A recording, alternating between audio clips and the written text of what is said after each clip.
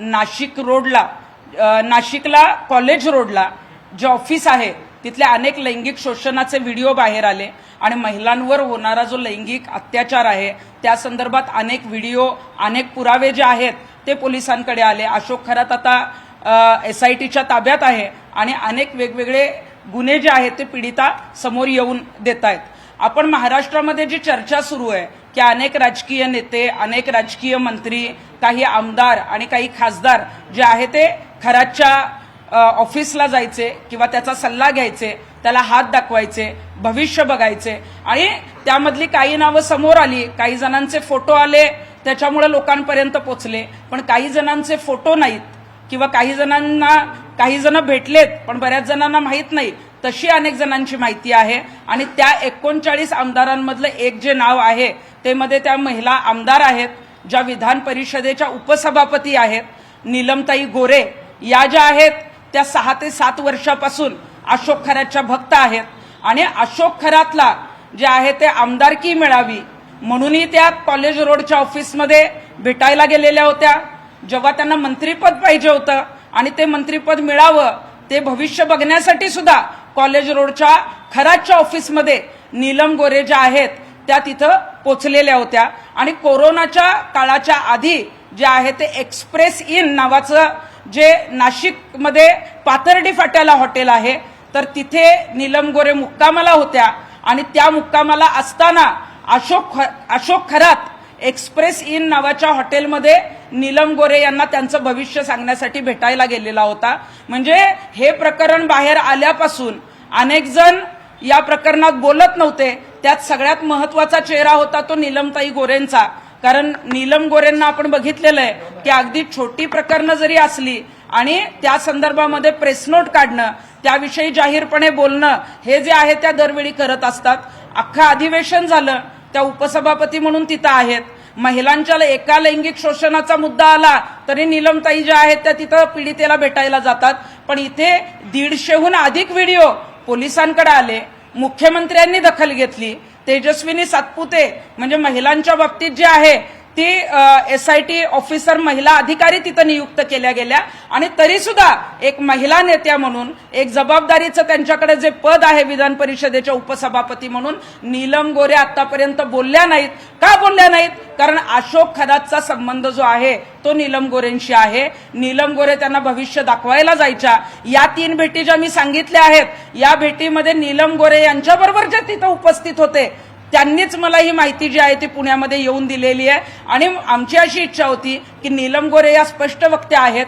जेव्हा हे प्रकरण बाहेर आलं त्यावेळेला त्यांनी हे सगळं सांगायला पाहिजे होतं आणि या संदर्भात आवाज उठवायला पाहिजे होता। अशोक खरात जरी त्यांच्या परिचयाचा असला तरी सुद्धा यात आता मी आवाज उठवणार अशी नीलम गोरेंची भूमिका असली पाहिजे होती। कारण महिलांच्या अत्याचाराच्या विरोधात काम करण्यासाठी अनेक वेळेला त्यांना विधान परिषदेचं तिकीट जे असेल किंवा आमदारकी जी असेल ती ठाकरेच्या गटाने असेल किंवा आता शिवसेनेने म्हणजे एकनाथ शिंदेंनी दिलेली आहे। परंतु जेव्हा हे सगळं बाहेर आलं त्यानंतर सुद्धा नीलमताई तुम्ही शांत बसताय, आम्हाला तुमच्याकडून ही अपेक्षाच नव्हती। आणि आता जेव्हा अशोक खरातला तुम्ही आमदारकीसाठी हात दाखवायला त्याच्या ऑफिसमध्ये गेला, जिथं लैंगिक अत्याचार जो आहे तो अशोक खरात करत होता त्या कॉलेज रोडच्या ऑफिसमध्येच तुम्ही त्याला भेटायला गेलेला होता।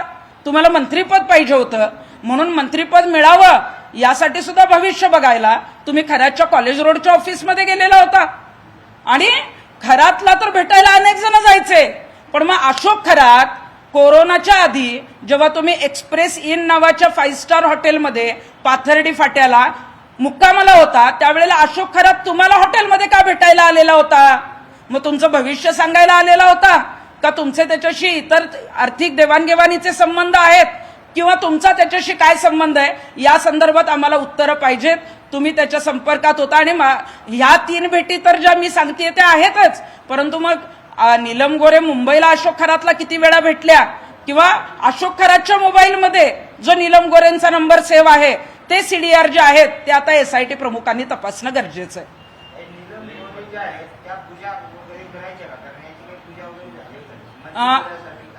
नीलम गोरे आपण बघतो की अनेक वेळेला अंधश्रद्धेच्या बाबतीत बोलत असतात, आवाज उठवत असतात, अनेक प्रकरणात जे आहेत त्या स्पष्टपणे जे आहे ते मैदानात सुद्धा उतरतात.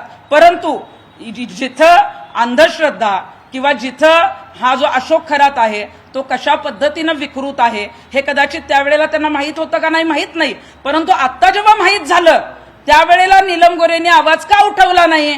त्या विधान परिषदेत उपसभापती आहेत, मग तुम्ही तो मुद्दा मांडायला कुठल्या आमदारांना का सांगितला नाही? आज तुमचा पक्ष सत्तेत आहे, तुमच्या पक्षातल्या सत्ताधारी आमदारांना विधान परिषदेत जे आहे ते हा मुद्दा मांडणं गरजेचं होतं, किंवा नीलमताई गोरेंनी मुख्यमंत्र्यांना जी आहे ती तक्रार निवेदन देणं गरजेचं होतं. मग आता नीलमताई तिथं फक्त हात दाखवायला जात होत्या का अशोक खरात ज्या पूजा करायचा, ज्या पद्धतीनं एखाद्याला जे आहे ते मंत्रीपद मिळावं किंवा आमदारकी मिळावं म्हणून काही अघोरी कृत्य करायचा, त्या संदर्भात त्यांनी ते विधी केलेत का नाही याची मला माहीत नाही, परंतु मंत्रीपद मिळण्यासाठी आणि आमदारकी मिळण्यासाठी मात्र त्या कॉलेज रोडच्या ऑफिसमध्ये खरातला भेटण्यासाठी गेलेल्या होत्या.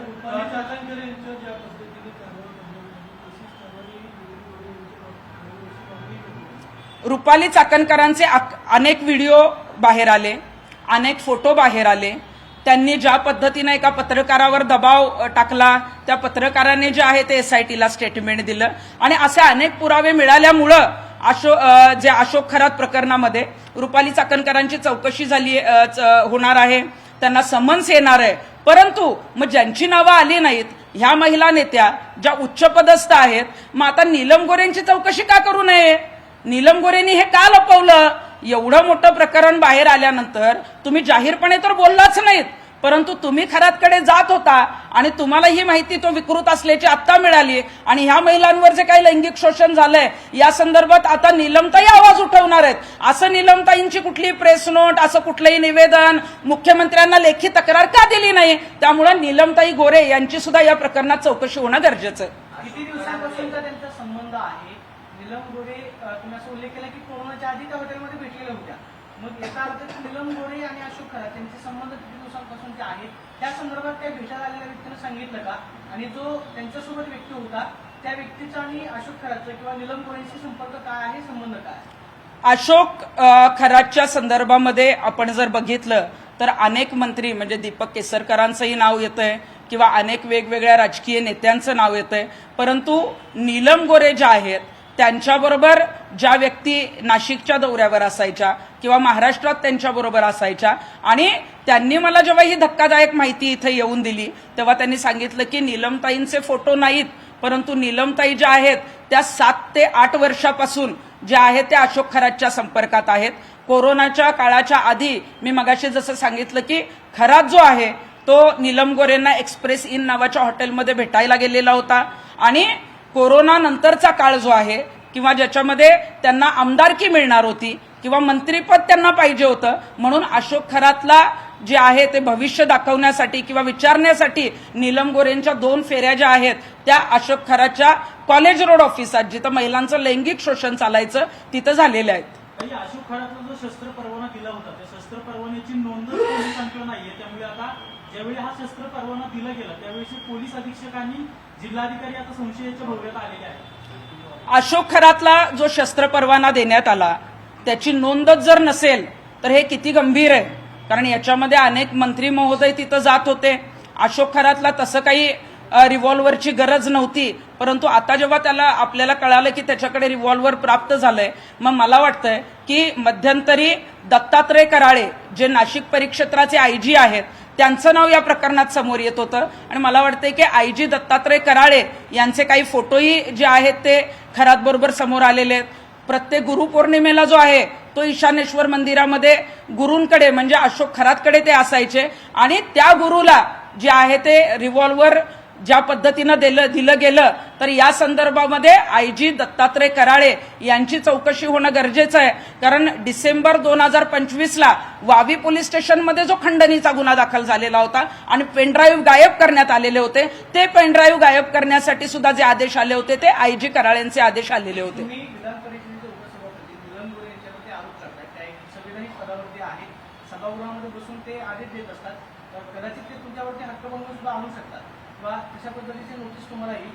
आरोप करत असताना तुमच्याकडे भक्कम पुरावे आहेत का, की फक्त तोंडी सांगितलंय म्हणून तुम्ही नीलम गोरेंवरती आरोप करताय? नीलम गोरे भेटलेले काही फोटो असतील किंवा त्याचे काही पुरावे तुमच्याकडे आहेत का? उद्या जर तुम्हाला कायदेशीर काय अडचणींना सामोरं जावं लागलं तर पुरावे समोर आणणार. नीलम गोरे यांच्याबरोबर ज्या व्यक्ती नाशिकमध्ये खरातला भेटण्यासाठी गेलेल्या होत्या किंवा तिथं उपस्थित होत्या या तीनही भेटींमध्ये, ते स्वतः माझ्याकडे इथं आले होते. त्यामुळं यापुढं त्यांनी या संदर्भात तर उत्तरं द्यावी. आणि माझं म्हणणं आहे की नीलम गोरे ज्या आहेत त्या जबाबदार पदावर आहेत, संविधानिक पदावर आहेत, त्यामुळं खरी उत्तरं द्यावी. खोटी उत्तरं द्यायला गेलात, आमच्यावर कारवाई करायला गेलात तर मात्र तुमच्याबरोबर कोण होतं, काय होतं आणि कशा पद्धतीने हे सगळं झालेलं आहे हे पुराव्यासहित आम्ही सगळं मांडणार आहोत. अशोक खरात जो आहे तो हवाला रॅकेट चालू होता. हे सगळ्या मंत्र्याची, नीलम गोरेची वगैरे अशोक खरात कशाला भेटा यायचं हवाला रॅकेटमध्ये काय नक्की करायचं ते? म्हणजे पैशाचं आहे काही त्या पद्धतीने काही होत होतं का तिथं अशा प्रकारे? हे बघा, अशोक खरात नीलम गोरेंना हॉटेलमध्ये ज्या अर्थी भेटायला गेले, कारण अशोक खरातला भेटायला मोठी रांग असायची, वेगवेगळे अगदी प्रशासकीय अधिकारी, IAS IPS अधिकारी, अनेक उद्योजक जे आहेत ते त्याला ऑफिसमध्ये भेटायला जायचे. पण मग अशोक खरात जे आहे ते नीलम गोरेंना भेटायला जे गेले ते नीलम गोरेंना भेटण्यासाठी कशासाठी गेले? मग फक्त नीलम गोरे जर त्यांच्या मंत्रिपदासाठी आणि आमदारकीसाठी तिथं जात असत्या तर त्या ऑलरेडी त्यांच्या ऑफिसला गेल्या होत्या. मग आता हवाला रॅकेट जे आहे त्या संदर्भातले काही पुरावे जे आहेत ते समोर येत आहेत, काही जे आहेत ते वेगवेगळ्या आर्थिक देवाणघेवाणीचे व्यवहार जे अशोक खराचे आहेत ते समोर येत आहेत. मग याच्याशी नीलम गोरेंचा काही संबंध आहे का याची चौकशी आता SITने करणं गरजेचं आहे. नीलम गोरे सध्या एकनाथ शिंदे यांच्या पक्षामध्ये आहेत. एकनाथ शिंदेला या संदर्भामध्ये तुम्ही भेटून त्यांच्या विरोधात तक्रार करणार का की पक्षांतर्गत कारवाई करावी, किंवा दुसऱ्या बाजूला तुम्ही राज्याच्या मुख्यमंत्र्यांना या संदर्भामध्ये विधान परिषदेचे उपसभापती आहेत म्हणून त्या पत्र व्यवहार करणार आहात? हे बघा, त्या नीलम गोरे एका जबाबदार पदावर आहेत, विधान परिषदेच्या उपसभापती आहेत आणि एकनाथ शिंदे साहेबांच्या शिवसेनेच्या ज्या आहेत त्या नेत्या आहेत. त्यामुळे मला वाटतं की या संदर्भातली जी तक्रार आहे ती मी त्यांच्या पक्षाचे प्रमुख एकनाथ शिंदे साहेबांकडे करणार आहे. आणि राहिला नीलमताई गोरेंचा प्रश्न, त्यांच्यावर कुणी टीका केली तर मग त्यांच्या संविधानिक पदाचा गैरवापर करून त्या जर कुणाला हक्कभंगाची इतर नोटीस पाठवणार असतील तर मला त्यांना सांगायचंय की जे आहे ते खरं बोला. आजपर्यंत तुमचं जे राजकारण, राजकीय काम आहे ते खऱ्या मुद्द्यांवर चालत आलेलं आहे. त्यामुळे या गोष्टी मी जे काही बोलत आहे ते जबाबदारीनं बोलत आहे. काही त्यांच्याबरोबरची लोक जी आहेत ती माझ्या संपर्कात आली, त्यांनी मला इथं येऊन माहिती दिलेली आहे आणि उद्या जर तशी काही वेळ आली तर त्या लोकांना सुद्धा कॅमेरासमोर मी आणू शकते.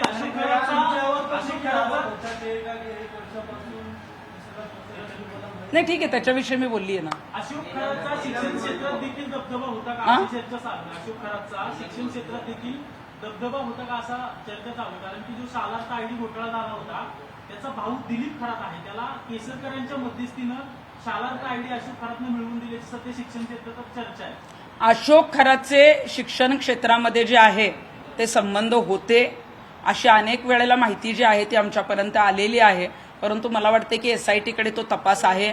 SITकडे अधिक माहिती जी आहे, अनेक लेखी तक्रारी असतील किंवा पुराव्यासहित माहिती पोचली असेल आणि त्या संदर्भात जी आहे ती चौकशी त्यांचा ज्यांच्याशी संबंध असेल त्यांच्याबरोबर निश्चित होईल. नीलम गोरेंची चौकशी SITने करावी असं तर म्हणणं आहे. नीलम गोरेंची SITने चौकशी केलीच पाहिजे. म्हणजे आता रुपाली चाकणकर संविधान पदावर होत्या म्हणून मग त्यांची चौकशी नाही करायची का? कारण आता त्यांचे फोटो समोर आले, त्यांचे काही दबाव आणलेले जे आहेत ते पुरावे समोर आले, त्यांच्याविषयी काही तक्रारी जेव्हा मीडियाने हे प्रकरण लावून धरलं, जनतेने जेव्हा हे सोशल मीडियावर प्रकरण लावून धरलं तेव्हा जी आहे ती संविधान पदावर असलेल्या रुपाली चाकणकरांवर जी आहे ती राजीनाम्याची कारवाई केलेली असेल किंवा आता जो काही समन्स आलेला असेल, म्हणजे संविधानिक पद घ्यायचं आणि माझ्यावर कुणी काही कारवाई करायची नाही, माझ्यावर कुणी काही आरोप करायचे नाही, अशा भ्रमात जर काही महिला तिथं जर आमदार किंवा काही महिला नेत्या काम करत असतील तर आता त्यांनी ते विसरावं. मुख्यमंत्र्यांनी याच्यात लक्ष घातलेले, मुख्यमंत्र्यांनी अशा ज्या कोणी आमदार असतील किंवा ज्या संविधानिक पदावर आहेत आणि ज्या चुकीचं काम करतायत त्यांच्यावर जे आहे ते सुमोटो ऍक्शन घेणं गरजेचं आहे. या सगळ्या प्रकरणात ताई नामकरण आवाडे नावाच्या व्यक्तीचं नाव येते. सुषमा अंधारे म्हणतात की दीपक केसरकरांच्या सोबत हा व्यक्ती कायम असतो आणि तो खरातच्या देखील संपर्कात होता आणि या व्यक्तीने अनेक नेत्यांचे काळे पैसे पांढरे करून दिलेले आहेत असं सुषमा अंधारे आरोप करतायत. आवारेंचे फोटो अनेक ठिकाणी आलेले आहेत आणि आपण टीव्हीवर सुद्धा बघतोय की बऱ्याच नेत्यांबरोबर, काही अधिकाऱ्यांबरोबर आवारी जी व्यक्ती आहे ती तिथं होती. आता ती तो कुठला पदाधिकारी आहे, तो कुठल्या बँकेचा अध्यक्ष आहे हे मला माहीत नाही, परंतु ज्या अर्थी तो अनेक फोटोंमध्ये तिथं दिसतोय त्या अर्थी त्याचा संबंध हा अशोक खरातशी जो आहे तो खूप जवळचा आहे. त्यामुळे आवारेंची जी चौकशी आहे ती एसआयटीची होणारच आहे. एसआयटी बुधवार अशोक खरातच्या जेव्हा सगळा तपास करते त्यावेळेस असं समोर येते की अनेक बड्या व्यक्तींचे त्यांनी नंबर जे आहेत ते डमी नावाने सेव्ह केलेले आहेत. त्यामुळे तपासात हा सगळा पोलिसांना तपास करण्यासाठी अडचण येते. नेमकं कुणाचं नाव आणि कुणाचं डमी नाव लिहिलं हे कळत नाही. बघा, अशोक खरात हा राजकीय व्यक्तींच्या संपर्कात होता. अनेक राजकीय नेते जे आहेत किंवा अनेक राजकीय महिला नेत्या त्याचा जो आहे तो स्वतःचं भविष्य जाणून घेण्यासाठी खरातला संपर्क करायच्या.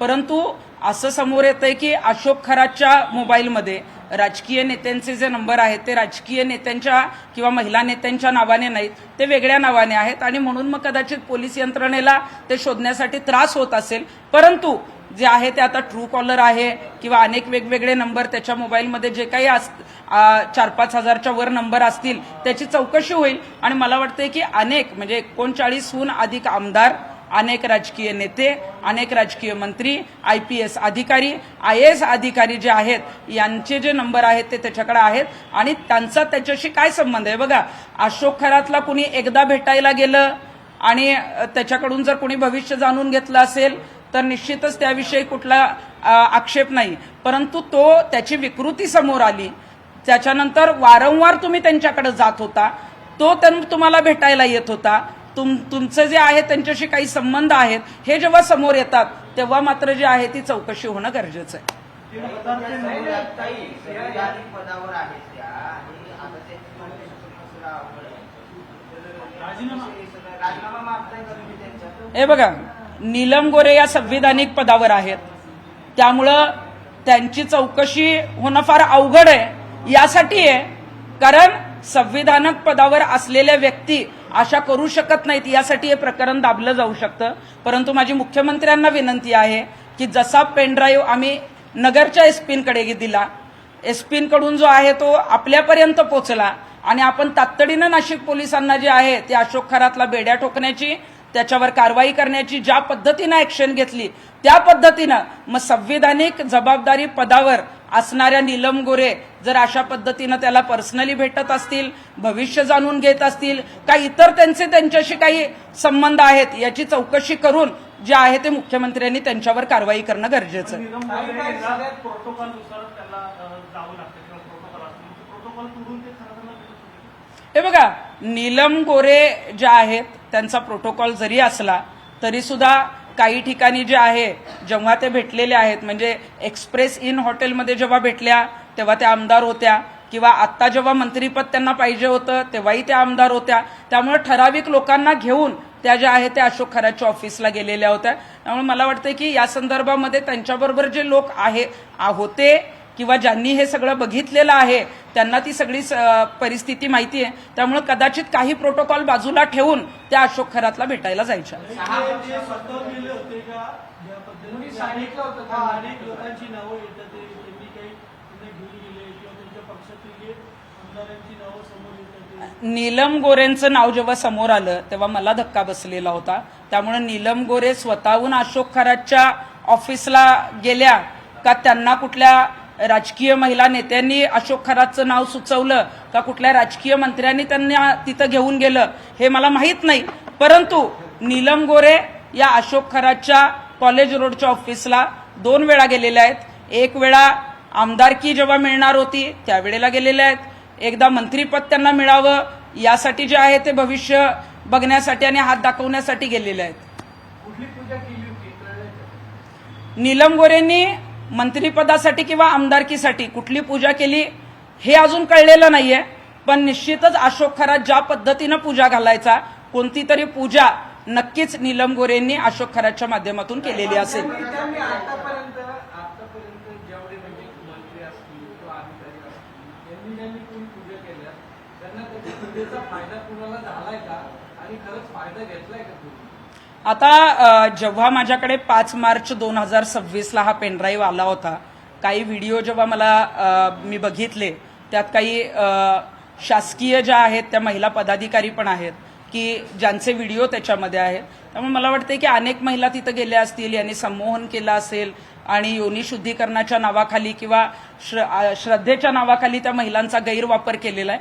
परंतु त्यांनी ज्यांच्या ज्यांच्या पूजा घातल्या किंवा ज्यांच्या ज्यांच्या पूजा केल्या त्यांना कुणालाही असला कुठलाही जो आहे त्या पूजा केल्यानंतर कुठलाही फरक पडलेला नाहीये. उलट ज्यांनी ज्यांनी पूजा अशोक खरातकडे केल्या त्यांची चौकशी आता SIT करणार आहे. त्यामुळे पूजा करणाऱ्यांचं कल्याण झालेलं नाही तर पूजा करणाऱ्यांची आता चौकशी लागणार आहे. खराबच्या ज्या संस्थेवर सीएम होते ते आता पोलिसांच्या रडारवर आले आहेत, तर असं वाटतं त्यांच्याकडे काही माहिती महत्वाची मिळू शकते. अशोक खराचे जे काही व्यवहार आहेत किंवा त्याची प्रॉपर्टी जी आहे ती 1,500 कोटीची वर जी प्रॉपर्टी आहे ती आता समोर येते. अनेक प्रॉपर्टी ज्या आहेत त्या वेगवेगळ्या नावावर त्यांनी केलेल्या आहेत. त्यामुळे या संदर्भामध्ये ज्या सीएनची वगैरे चौकशी होतीये त्या सीएनच्या माध्यमातून जी आहे मग कॅशमध्ये किती पेमेंट येत होतं किंवा ब्लॅकचे व्हाईट किती केले जायचे, कोण करत होतं किंवा अशोक खरात बरोबर हे सगळं करत असताना किती लोक सहभागी होते हे सीएनच्या माध्यमातून SITला माहीत होईल आणि त्यानंतरच आपल्याला जनतेपर्यंत पोहोचेल. आज तुम्ही निलम गोरेवरती आरोप करताय, त्यांचा कार्यकाल सगळा संपलेला आहे, तर आता ते म्हणजे या सगळ्या गोष्टीला चौकशीसाठी त्यांचं नाव समोर आलंय असं काही आहे का? नाही बघा, नीलम गोरेंची जशी माहिती मला मिळाली तशी मी आपल्या समोर मांडतीये. त्यांचा कार्यकाल किती आहे किंवा पुढे तो वाढवून मिळणार आहे का किंवा नाही मिळणार आहे मला माहित नाही, किंवा मी त्यांची वैयक्तिक कधी दुश्मन नाही. त्यांनी महिलांसाठी काम केलेलं आहे, पण महिलांसाठी काम करणाऱ्या ज्या नेत्या आहेत त्यांनी विकृत अशोक खरातला अटक झाल्यानंतर जेव्हा अधिवेशन सुरू होतं त्या अधिवेशनात एखादं मुख्यमंत्र्यांना पत्र का दिलं नाही, त्याच्यावर कारवाईचा असेल, महिलांचं लैंगिक शोषण असेल, तुम्ही 2 ओळी लिहू शकला नाहीत. कारण आता आम्हाला समजलं की अशोक खरातचे आणि नीलम गोरेंचे संबंध होते, म्हणून नीलम गोरे जे आहेत ते सभागृहात काही बोलल्या नाहीत आणि अशोक खरातच्या विरोधात जे आहे ते कुठलंही स्टेटमेंट त्यांनी दिलेलं नाहीये. नाही, विषय असा आहे की 1 वर्षापूर्वी तुम्ही तक्रार केली होती, त्यानंतर मग पोलिसांनी गुन्हे का दाखल नाही केले? कुठली? या खराच्या संदर्भात 1 वर्षापूर्वी नाही. तेव्हा तक्रारी का नाही? अशोक खरातच्या संदर्भामध्ये मार्च 2025ला श्रीरामपूरच्या एका वर्तमानपत्रात बातमी आली आणि त्यानंतर त्या संपादकाला पेनड्राईव्ह मिळणार होते आणि बातमी आल्यानंतर रुपाली चाकणकरांचा दबावाचा फोन त्या संपादकाला आला आणि जे पेनड्राईव्ह घेऊन त्या संपादकांकडे येणार होते खरातला कळल्यामुळं जे आहे ते पेनड्राईव्ह मिळू शकले नाहीत. त्यानंतर डिसेंबर 2025ला ते पेनड्राईव्ह जे आहे ते आमच्यापर्यंत पोहोचणार होते, परंतु त्यावेळेला सुद्धा जे पेनड्राईव्ह घेऊन लोक येणार होते त्यांच्यावर खंडणीचा गुन्हा दाखल केला गेला आणि पेनड्राईव्ह गायब करण्यात आले. त्यामुळं ते पेनड्राईव्ह जे आहेत ते येऊ शकले नाहीत. परंतु 5 मार्च 2026ला ते पेनड्राईव्ह माझ्यापर्यंत आले आणि मग आम्ही पोलिसांकडे पाठवले, पोलिसांनी शासन पातळीवर पाठवले आणि त्या संदर्भात जे आहे ते अशोक खरातला अटक झालेली आहे. नीलम गोरेंच्या विरोधात तुम्ही पत्रकार परिषद घेताय आणि सांगताय की माझ्याकडे काही व्यक्ती आले आणि त्यांनी माहिती जी दिली ती तुम्ही सांगताय. 1 वर्षापूर्वी ही सगळी माहिती खरंच तुमच्याकडे आली होती, 1 वर्षापासून तुम्ही ही माहिती समोर आणण्याचा प्रयत्न का केला नाही माध्यमांमध्ये? नाही, अशोक खरातच्या बाबतीत एकच बातमी जी श्रीरामपूरच्या दैनिक खबरदार वृत्तपत्रात आलेली होती ती बातमी मी वाचलेली पण होती, परंतु ती बातमी वाचल्यानंतर काही पुरावे त्या संदर्भात येणार होते. त्यामुळे त्या गोष्टी खऱ्या की खोट्या हे पुराव्यासहित आम्हाला कळणार होतं, पण त्यावेळेला पेनड्राईव्ह येऊ शकला नाही, पुरावे येऊ शकले नाहीत. त्यामुळे त्या गोष्टींवर बातमी छापणाऱ्या पत्रकारावर महिला आयोगाच्या अध्यक्ष रुपाली चाकणकर दबाव आणतायत हे तुम्हाला माहित होतं, मग त्यावेळी तुम्ही माध्यमांसमोर काय हे सगळं प्रकरण आणलं? ज्या वेळेला खेमनार यांना रुपाली चाकणकरांचा दबाव आला आणि सुमोटो ऍक्शन त्या खेमनारांवर घ्यावी यासाठी रुपाली चाकणकरांनी जी आहे ती श्रीरामपूर पोलिसांना नोटीस पाठवली. त्यावेळेला खेमनार यांनी मला जेव्हा सांगितलं तेव्हा तातडीनं जे आहे ती लिगली नोटीस वकिलामार्फत खेमनारांनी त्यांना द्यावी या पद्धतीच्या सूचना ज्या आहेत त्या खेमनारांना मीच केलेल्या होत्या. माध्यमांसमोर का आलं नाही हा प्रश्न? नाही, हे बघा, या संदर्भामध्ये जेव्हा तो दबाव आणला त्यावेळेला त्यांचं असं म्हणणं होतं की ताई, मी तेव्हा खेमनारांना सुचवलंही होतं की हे प्रकरण जे आहे ते आपण जनतेसमोर मांडूया, परंतु पेनड्राईव्ह त्यांच्याकडे येणार होते आणि आपण जर जनतेसमोर गेलो तर कदाचित ते पुरावे पेनड्राईव्ह आपल्याकडे येणार नाहीत. त्यामुळे खेमनारांनी त्यावेळेला सांगितलं होतं की आपण लिगली नोटीस पाठवू आणि जेव्हा पुरावे येतील तेव्हा जनतेसमोर आपण ते मांडू.